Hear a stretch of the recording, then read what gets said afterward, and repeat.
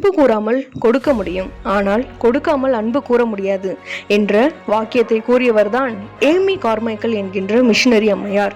இவர் David Carmichael மற்றும் Catherine என்கின்ற தம்பதிக்கு டிசம்பர் 16, 1867 ஆண்டு அயர்லாந்தில் பிறந்தார். இவர்களுக்கு மொத்தம் 7 குழந்தைகள் பிறந்தார்கள். ஏமி கார்மைக்கல் தான் முதலாவது குழந்தையாக பிறந்தார். ஏமி கார்மைக்கல் கண்கள் பழுப்பு நிறமாக இருந்தது. அவர் தன்னுடைய கண்களும் தனது குடும்பத்தினர் கண்களைப் போல நீல நிறமாக மாற வேண்டும் என்று ஆண்டவரிடம் ஜெபம் செய்தார். ஆனால் அவருடைய கண்கள் பழுப்பு நிறமாகவே இருந்தது. ஏமியினுடைய தந்தைக்கு சொந்தமாக 4 துணி நூற்பாலை செய்கின்ற மில்கள் இருந்தது. இவர் வசதி படைத்த குடும்பத்தை சேர்ந்தவர். திடீரென்று அவருடைய தந்தையின் தொழிலில் நஷ்டம் ஏற்பட்டது. அவருடைய தந்தை மரித்து விட்டார். குடும்பம் வறுமை நிலைக்கு தள்ளப்பட்டது. இந்நிலையில் ஏமி நரம்பு தளர்ச்சி என்கின்ற நோயால் பாதிக்கப்பட்டார். அதனால் அவர் உடலில் வலி ஏற்பட்டது. அவரால் எழுந்து நிற்க கூட முடியாமல் போய்விட்டது. படுக்கையில் கிடந்தார். அப்போது அவர் ஆண்டவரிடம் அழுது ஜெபம் செய்தார். அப்பொழுது ஆண்டவர், என் கிருபை உனக்கு போதும், நீ எனக்காக ஊழியம் செய்ய வேண்டும் என்று ஏமியினிடம் பேசினார். ஒரு நாள் ஏமி ஹட்சன் டெய்லரின் சாட்சியை படித்து கொண்டிருக்கும் போது ஆண்டவருக்காக ஊழியம் செய்ய வேண்டும் என்ற ஆசை அவருக்கு வந்தது. பிறகு சைனா இங்கிலாந்து மிஷன் மூலமாக லண்டனுக்கு ஊழிய பயிற்சிக்கு சென்றார். பயிற்சி முடித்துவிட்டு ஜப்பானில் 15 மாதம் ஊழியம் செய்தார். பிறகு இலங்கைக்கு வந்து ஊழியம் செய்தார். அதன் பிறகு இந்தியாவில் உள்ள பெங்களூருக்கு வந்தார். அப்போதுதான் இந்தியர்களுடைய கண்களைப் போல தன்னுடைய கண்களும் பழுப்பு நிறத்தில் இருந்ததை கண்டு ஏமி மகிழ்ச்சியுற்றார். அப்போது ஆண்டவர் ஒரு தரிசனத்தை ஏமிக்கு காண்பித்தார். அதில் ஒரு மலையில் மனிதர்கள் ஒன்றன் பின் ஒன்றாக மலை உச்சிக்கு ஏற முயற்சித்தனர். ஆனால் அவர்களால் மலை உச்சியை அடைய முடியாமல் கீழே விழுந்து மரணம் அடைந்தார்கள்.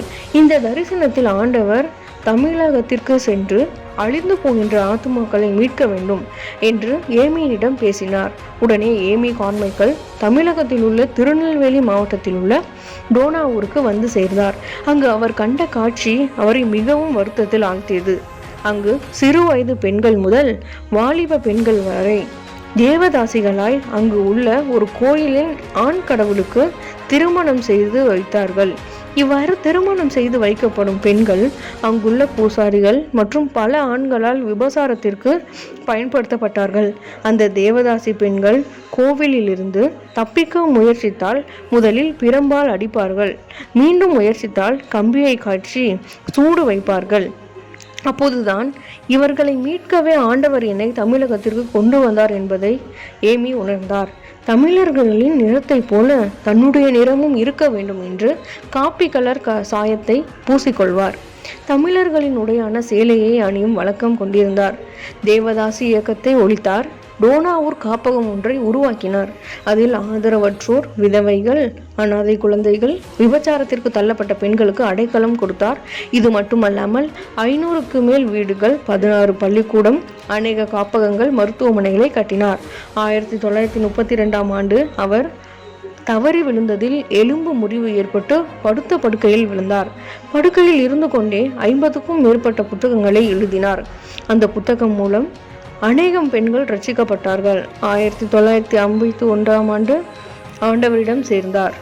நாமும் ஏமி கார்மைக்கல் போல நரகத்தை நோக்கி அழிந்து கொண்டிருக்கின்ற ஆத்துமாக்களை ஆண்டவரிடம் திருப்புவோம்.